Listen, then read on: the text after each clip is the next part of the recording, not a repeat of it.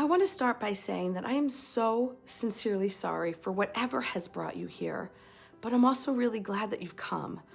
Grief is brutal. It's messy, it's relentless, and it hits you right in the gut. Whether it's the loss of a loved one, a partner, a child, a parent, the end of a relationship, the loss of trust, or another major life change like losing a job or a pet, there are countless reasons that you might find yourself here. And I just want to acknowledge that showing up takes courage, and courage isn't the absence of fear. It's feeling the fear and taking a step anyway.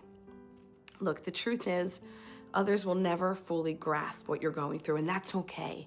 They're not ill-intended. We just live in this grief-illiterate society, and that's why we're here. That's why we're coming together, because grief wasn't meant to be experienced alone.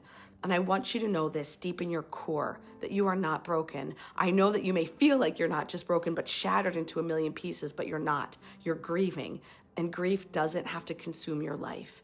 Now, as for me, I didn't choose this work. It chose me. When my partner took her life as I knew it collapsed beneath me. I had spent years in the personal development space, running live events, coaching people, being a speaker, helping people around the world, helping them create breakthroughs in their life. And yet, when this happened to me, I didn't know what to do with it all. So I searched everywhere for answers, for a way to make sense of it. And what I found wasn't enough for me. Most of what was out there barely scratched the surface of what I was feeling. Outdated models, generic encouragement, none of it addressed what I was actually going through. And that's when I knew the conversation around grief had to change.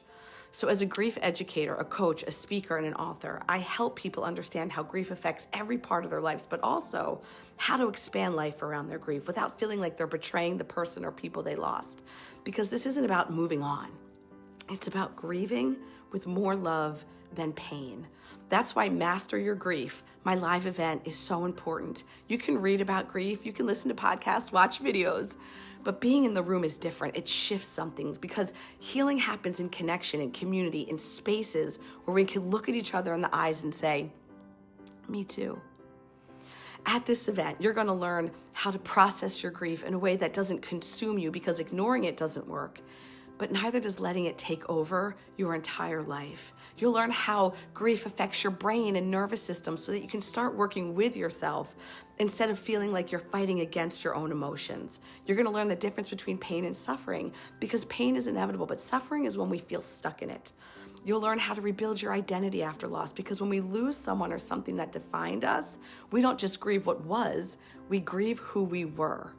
What concrete steps that you can take to expand your life around grief in a way that feels true to you, without guilt, without pressure, and without having to let go of the love that you carry. Grief is a long, dark, bumpy, chaotic road, but it doesn't have to be only defined by pain.